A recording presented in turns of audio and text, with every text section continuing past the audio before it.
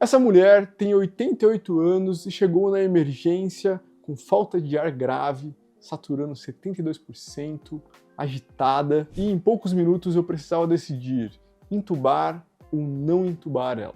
Um dilema, porque essa decisão poderia salvá-la, acelerar o fim de vida dela ou até causar mais sofrimento. E hoje vamos atender esse caso complexo e vamos montar mais um quebra-cabeças. E eu já te adianto que serão 6 peças para a gente resolver, utilizando muito raciocínio clínico e humanidade para nos guiar a atender esse caso. Eu me chamo Kaique Ribeiro, sou médico clínico e eu estava atendendo esses dias e o enfermeiro me chamou e disse assim: doutor, chegou uma paciente aqui que ela não tá muito bem não, com bastante falta de ar, bem desconfortável, já bem idosinha, quer dar uma olhada? Então, falei, claro. Eu chego na emergência e me deparo com essa situação aqui.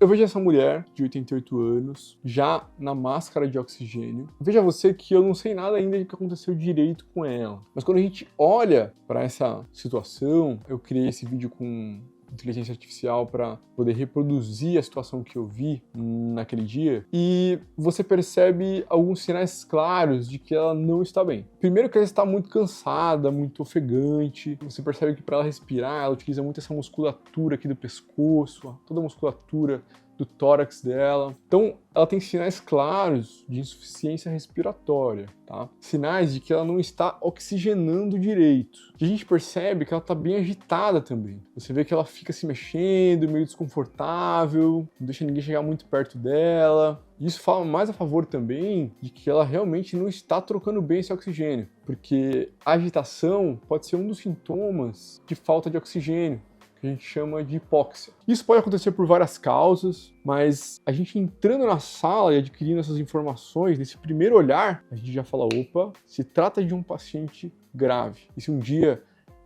acontecer algo semelhante na sua casa, com algum familiar seu, saiba que tem que levar para o médico imediatamente, e muito provavelmente para um hospital ou para uma UPA. Então essa é a nossa primeira peça do quebra-cabeças. Então, quando eu vou conversar ali com um familiar e pergunto o que houve, o familiar me relata que ela é uma mulher de 88 anos, que começou com uma agonia no estômago, tosse e falta de ar há um dia. Essa era a queixa principal dela, o que levou ela ali naquele momento. E aí ela falou assim: doutor, minha mãe fumou a vida inteira, usa bombinha, ela tem DPOC. Então é uma paciente portadora de enfisema pulmonar, uma paciente com doença obstrutiva crônica, DPOC. Então ela fumou tanto e lesou tanto os pulmões que destruiu a ponto dele não oxigenar bem e precisar de bombinha, muitas vezes, para poder respirar quando tem crises. E ela também tem pressão alta, tem diabetes, teve 3 infartos prévios e tem um quadro de uma demência leve, assim, a gente não sabe ainda se é Alzheimer, se não, mas ela é bem esquecida com algumas coisas. Esqueci de falar também que ela caiu mais ou menos uns 6 meses atrás e quebrou o fêmur.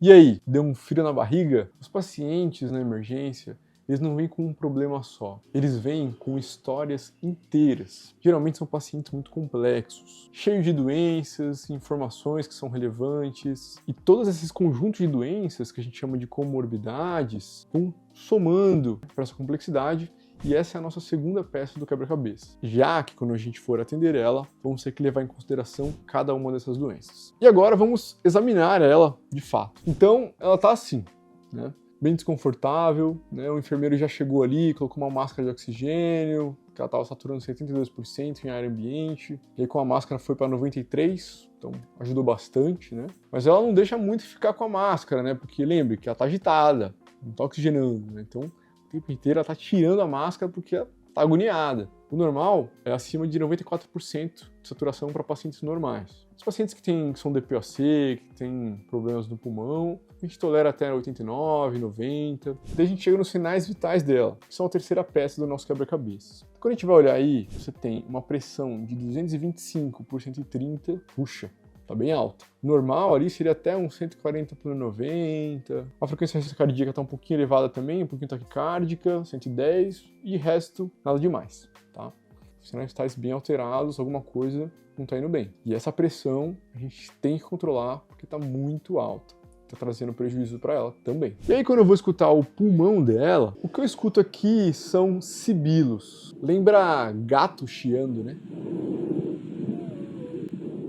São chiados de alguém semelhante, né, a um pulmão de alguém que tem asma e está em crise. Esses pacientes que têm enfisema pulmonar são muito parecidos no sentido de ausculta pulmonar. Escuto alguns roncos também, mas são mais sibilos. Então, a minha dúvida é, será que essa paciente está fazendo um broncoespasmo, uma crise pelo enfisema pulmonar, ou será que essa paciente está fazendo uma congestão pulmonar, está acumulando líquido nos pulmões, fazendo um edema agudo de pulmão, porque o coração dela pode não estar funcionando direito, por exemplo, né? Basta a gente lembrar que ela teve 3 infartos. Então, é uma bomba que não é uma Brastemp.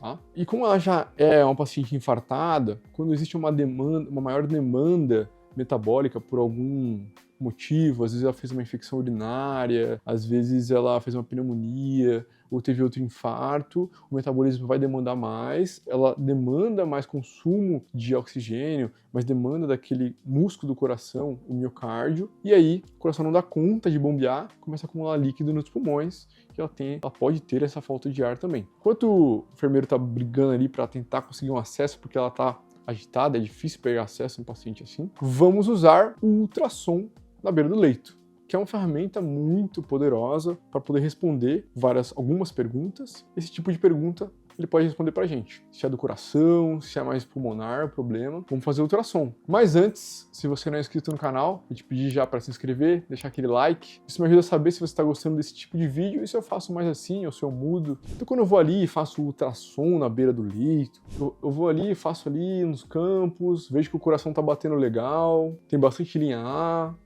que a gente chama, que nos remete mais a uma causa pulmonar. Então essa é a nossa quarta peça do nosso quebra-cabeça.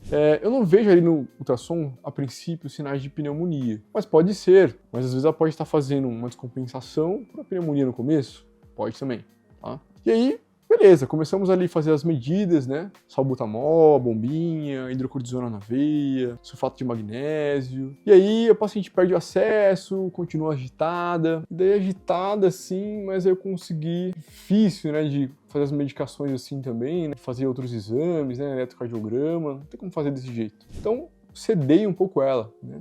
Ketamina. E junto, depois que ela deu uma acalmada, eu consegui fazer uma ventilação não invasiva nela, tá? Que é essa máscara bem grandona que a gente acopla no paciente, né? Ela é bem desconfortável, né? Porque ela é grande, né? Você observa aí. Mas ela fornece uma quantidade de oxigênio muito boa, com muita qualidade, com muita pressão, no paciente que tolera, né, esse tipo de ventilação. Mas ela continua ali, né?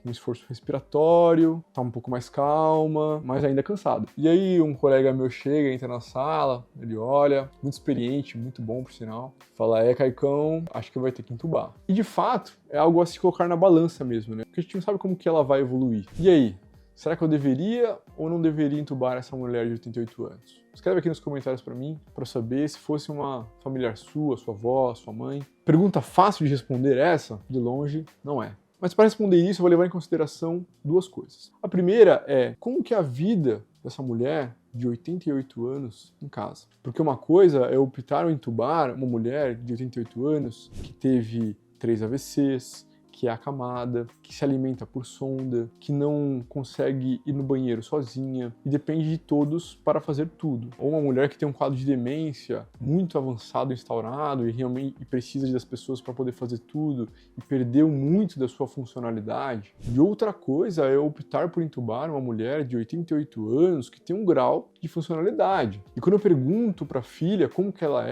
diz assim, não, doutor, em casa, minha mãe, ela come sozinha, ela toma banho sozinha, ela anda com dificuldade, mas ela anda, ela lembra de muitas pessoas, conversa, às vezes é um pouco esquecida, tem algumas crises, mas ela faz as coisas.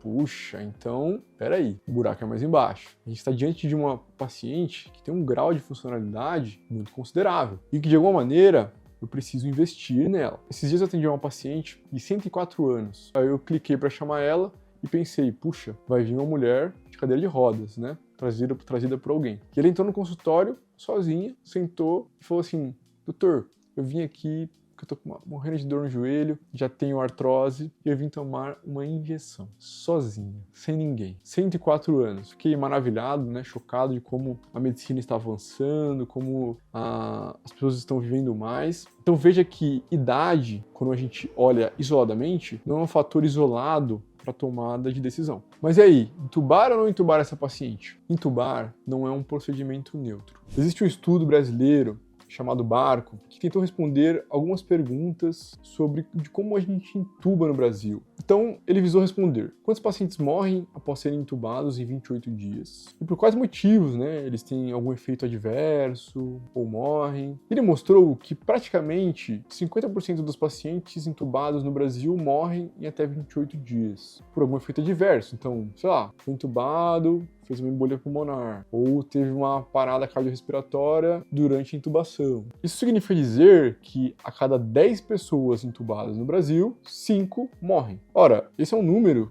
que a mim causa muito desconforto. Nos Estados Unidos, esse número ele vai para casa ali dos 30%, 28%. A cada 10 pessoas, 3 acabam morrendo. Já é melhor, já é bem melhor. Esse estudo será a segunda coisa que nós vamos levar em consideração para intubar ou não essa mulher.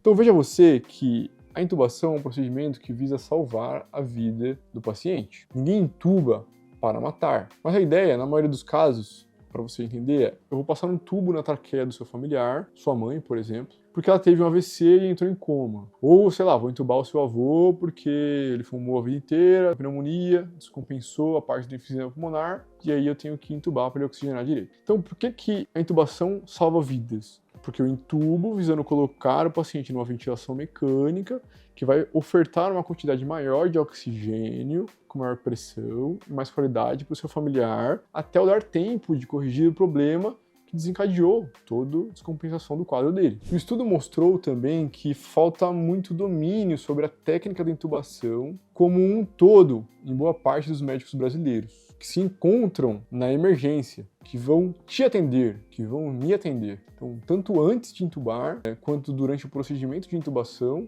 quanto no pós-intubação. Então, depois desse estudo, puxa, eu confesso que eu tenho intubado menos. Inclusive, tive a honra de ter a aula com o autor desse estudo, que é o Dr. Ian, uma referência em via aérea no Brasil. Então, intubo menos, primeiro porque eu estudo medicina de emergência, então eu procuro melhorar a cada dia, principalmente quando passa pela minha mão um paciente grave. Eu faço atendimento, eu revisito o caso algumas vezes, estudo, reviso alguma matéria, eu vejo o que eu poderia ter feito de melhor naquele caso em específico. Isso é a questão do brio, né? Do professor Clóvis de Barros, que eu gosto muito, que pressupõe um desconforto àquela situação, que me leva a buscar e aprender e a melhorar e evoluir nos próximos casos que eu for atender. Porque saiba você que é muito difícil. Você está diante de um paciente grave, que às vezes não consegue nem falar com você, e você tem muito mais perguntas do que respostas. Então você está diante de uma angústia,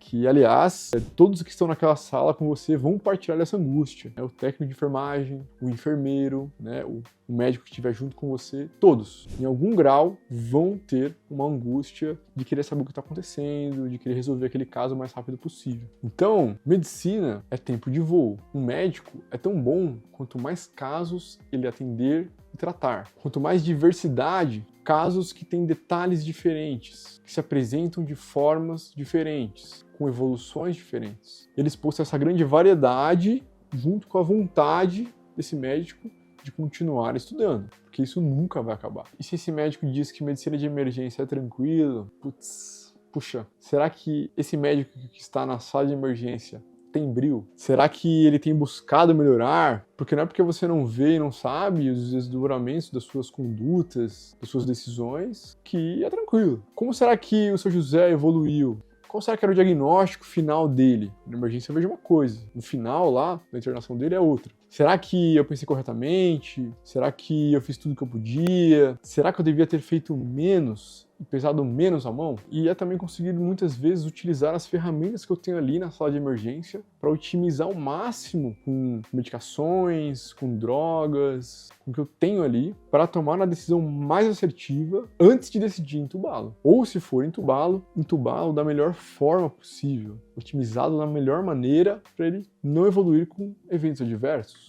ou se for evoluir, da menor maneira possível. Então, uso ali, puxa, na situação dessa paciente, cara, o pulmão dela chiava muito, é o pulmão a princípio, vamos usar salbutamol, hidrocortisona, sulfato de magnésio, essa máscara, né, de ventilação não invasiva. Essas medidas aqui, elas livram muitas intubações. Então, beleza, eu deixei ali, ela fazendo ali a venia, a máscara, o eletro estava normal, o exame do coração, mas eu pedi mais exames, né? Sempre alinhando com a família, né? Sempre conversando com a família o tempo inteiro. Eu chamei a filha dela no consultório e falei assim pra ela: até onde você quer que eu intervenha na vida da sua mãe? Posso entubar ela? Posso pegar acesso venoso central, se eu precisar? E se ela parar? A gente reanima ela, faz compressão cardíaca? E aí vamos supor que se ela para e volta, ela vai voltar entubada, e aí ela vai para uma UTI, né? E aí, até onde eu posso ir? Ela foi bem sincera, assim, comigo, né? Falou: doutor, eu vou te pedir pra fazer o que for preciso pela minha mãe, ser o menos invasivo possível, mas a gente também entende que ela tem 88 anos e a gente não quer ver ela sofrer, né? Eu vou conversar com meus irmãos, mas eu quero que ela sofra o menos possível. Então faça o que o senhor achar que é o melhor para ela. Naquele momento, ela entrega para mim, de alguma maneira, a decisão de intubar ou não, né, a mãe dela, e continuar ou não investindo. Acabou que eu tive que pegar acesso venoso central nela, porque ela perdeu o acesso mesmo, ela era muito ruim de acesso, invadi um pouco ela, mas não intubei ela, tá? A intubação, posso até fazer um vídeo aqui depois sobre intubação, acho bem interessante até para vocês que são pacientes ou que vão ser pacientes um dia saber, né? Sempre a gente tem algum paciente que foi intubado ou vai ser intubado, então eu posso fazer um vídeo também mais pra frente sobre isso, explicando de maneira simples, né? Mas a intubação envolve muitos riscos, né? Esse estudo que a gente trouxe aqui do barco, ele visa também mostrar isso. Olha, se você for intubar, saiba os riscos que você está trazendo para o seu paciente também. Apesar, risco e risco, tá? Deixei ela naquela máscara grandona, tranquila, sedada. Fiz antibiótico para ela, não sabia se poderia ser uma pneumonia também, que a gente não estava detectando. E, cara, fiz os exames de sangue. Nos exames de sangue veio uma troponina alterada, que é um marcador mais específico do coração. A gente coletou outras troponinas em outros momentos e ela estava tendo um infarto do coração. Então seria o quarto infarto dela, tá? E essa é a nossa quinta peça do quebra-cabeças. Eu tomei algumas medidas para infarto, né, que a gente tem que tomar com medicações. No dia seguinte, a nossa paciente estava bem melhor. Quando chegou a ambulância para poder remover ela para o hospital, ela levantou sozinha, passou pela maca sozinha, mais calma, ainda um pouquinho cansada, né, mas não estava agitada, tinha melhorado bastante a saturação. Foi transferida muito tranquila e sem precisar ser entubada. No hospital, fizeram uma tomografia de tórax e viram que ela estava com um começo de pneumonia. E essa é a nossa sexta e última peça do quebra-cabeças, que é o quadro de pneumonia. E agora tudo faz sentido. Uma infecção, uma pneumonia, que aumentou a demanda metabólica dela, né? Então lembre que esses pacientes que têm várias doenças, várias comorbidades, eles andam na corda bamba, né? Qualquer coisa que acontece ali, um vento diferente, uma infecção, algo do tipo, descompensa todo o quadro deles e eles descompensam, eles caem, e numa dessas caídas, né, ou desses desequilíbrios, melhor dizendo, eles podem vir a falecer. Tá? Esse aumento de demanda metabólica, por esse quadro infeccioso dessa pneumonia, demandou mais aquele músculo do coração que acabou sofrendo um infarto, né, de artérias que já não são uma Brastemp também, que já estão bem entupidas, né, pela idade, por todas essas comorbidades. A paciente ficou bem, melhorou do quadro respiratório, ficou 7 dias internada e recebeu alta e voltou para casa. Olha só como a gente pode respirar melhor agora. Mas no começo, recorda você que não foi fácil. Assim como você ficou agoniado, quem está na emergência também administra essa agonia. Mas a recompensa é essa, saber que aquela tomada de decisão fez toda a diferença na vida da paciente e de toda a família dela, de todas as pessoas que ela ama e que amam ela também. A medicina não é apertar botões, é pesar riscos, ouvir o paciente, a família, entender a pessoa por trás da doença e, às vezes, salvar uma vida é saber quando não fazer demais. É pesar menos a mão. Eu sou o Kaique Ribeiro, médico clínico, e eu agradeço a você que ficou até aqui nesse vídeo, um vídeo difícil, um caso complicado, e quero que você escreva aqui nos comentários para mim o que você achou desse caso, o que você gostaria que fizesse se fosse o seu familiar, e também se você tiver alguma experiência sua ou de algum familiar seu, vai ser uma honra se você compartilhar isso aqui comigo e eu vou te responder, faço questão de falar contigo pessoalmente. Um abraço apertado e até a próxima.